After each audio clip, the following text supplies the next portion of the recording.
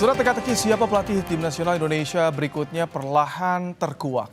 PSSI dikabarkan segera menunjuk mantan pelatih timnas Kanada John Herdman untuk mengisi posisi yang ditinggalkan Patrick Kluivert. Sosok pelatih timnas Indonesia selanjutnya, usai Patrick Kluivert dipecat pada pertengahan Oktober 2025 lalu, perlahan mulai terkuak. PSSI dikabarkan menunjuk mantan pelatih Kanada John Herdman untuk menahkodai skuad Garuda. Seperti kami kutip dari Kompas ID, anggota Komite Eksekutif PSSI Ahmad Riyad membenarkan kabar tersebut. Benar, ujar Ahmad Riyad. Rencananya pekan depan penunjukan Herdman akan diumumkan. Pak Marji yang akan mengumumkan, ujar Ahmad Riyad. Herdman jadi salah satu pelatih yang diwawancarai PSSI pada akhir November lalu.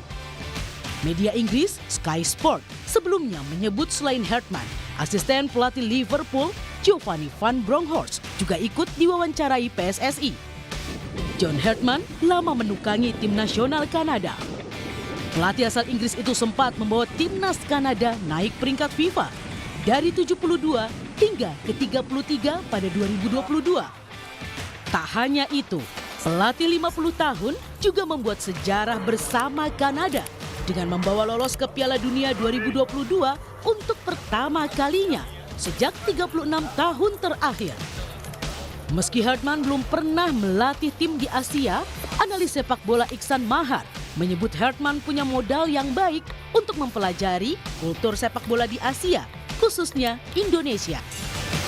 Kita juga sudah dengar bahwa memang dia masih hijau dan belum pernah punya pengalaman di Asia, tapi harus diingat dia sudah 25 tahun meninggalkan negaranya Inggris untuk melanglang buana ke benua lain. Dia sudah merasakan bagaimana persaingan di Oseania bersama tim putri Selandia Baru, lalu bersaing juga di zona CONCACAF bersama Kanada putra dan putri, dan prestasinya juga cukup baik. Jadi saya rasa dia punya modal yang cukup baik untuk belajar lagi, dan penolakan dia terhadap Jamaika itu nunjukin bahwa dia memang ingin belajar hal baru, terutama untuk mempelajari kultur sepak bola di Asia yang tentunya buat pelatih seperti John Herdman ini penuh tantangan buat dia.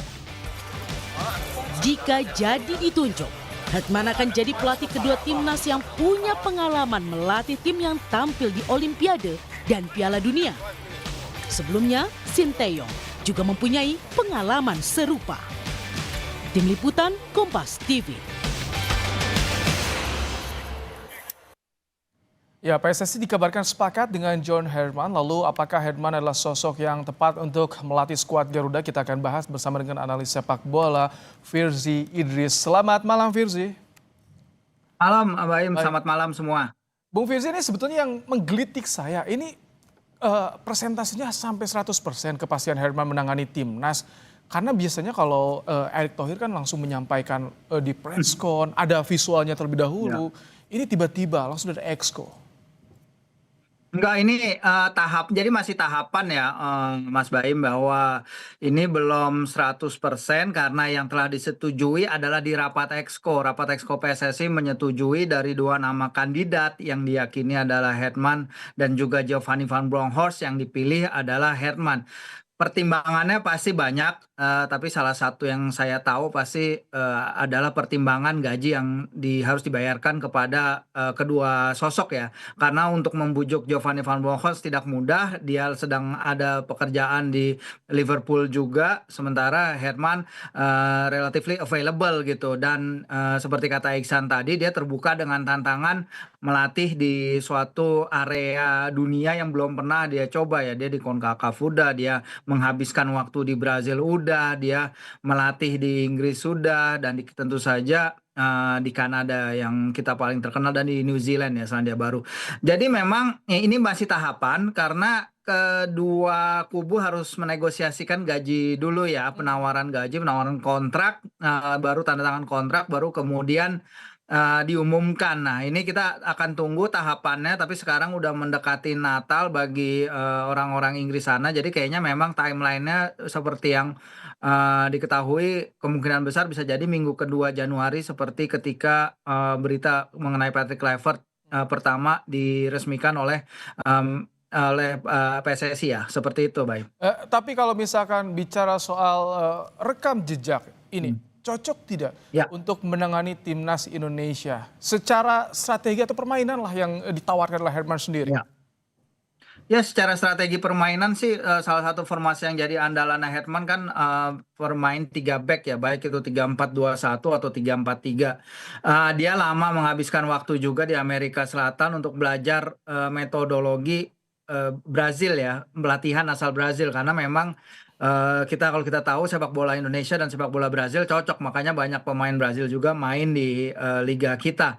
Nah, dia juga menjadi sempat direktur akademi di Sunderland dan dia adalah lecturer ya. Dia mengajar di Northumbria University di North East England, di Timur Laut Inggris. Suatu area ya, yang dia lahir di North East England juga, itu suatu area yang memang dipenuhi dengan kaum kelas pekerja ya. Jadi apa yang Zuir inginkan, apa yang Direktur Teknik PSSI inginkan dan juga PSSI inginkan adalah pelatih yang mengenal bagaimana karakter bermain, berjuang, agresif dan tidak kenal menyerah di dalam lapangan. Dan ini kalau kita mengaplikasikan ke bagaimana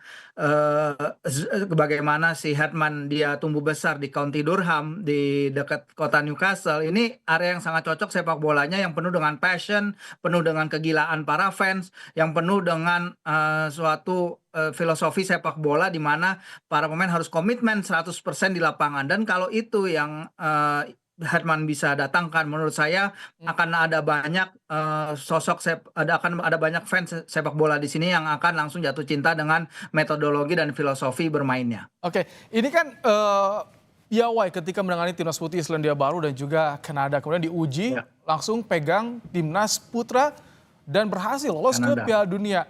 Artinya memang kalau soal strategi dan kemampuan meracik atau meramu pemain ini sangat teruji Herman ini.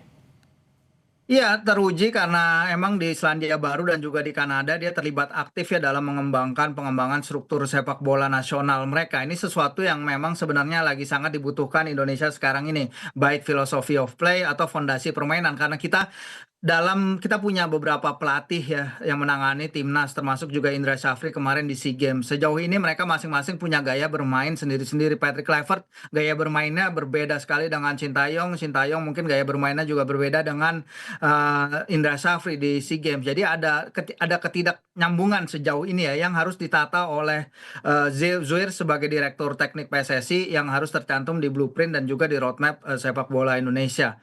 Memang ini akan jadi tantangan besar sama dia, tapi kalau dirinya dengan track record dia mengembangkan struktur sepak bola ya di Selandia Baru dan juga di Kanada, bisa dia bawa dan aplikasikan ke sepak bola Asia, itu akan jadi suatu yang sangat luar biasa dan memang suatu yang sangat diperlukan oleh timnas Indonesia kita sekarang ini dalam menatap target lolos ke Piala Dunia 2030 ya, Mbak Im ya.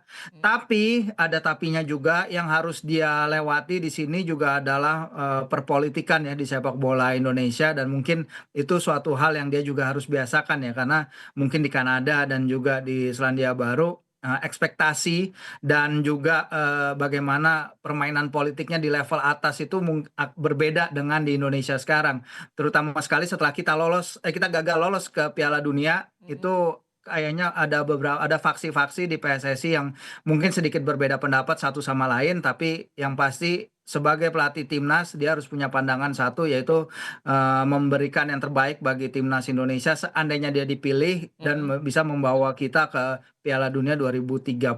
Ini kita menunggu pengumuman resminya, apakah betul pekan depan akan diumumkan Herman ini sebagai nakoda dari timnas Indonesia. Menarik untuk ditunggu. Terima kasih untuk analisanya Firzi Idris, analis sepak bola telah bergabung di Kompas Malam hari ini.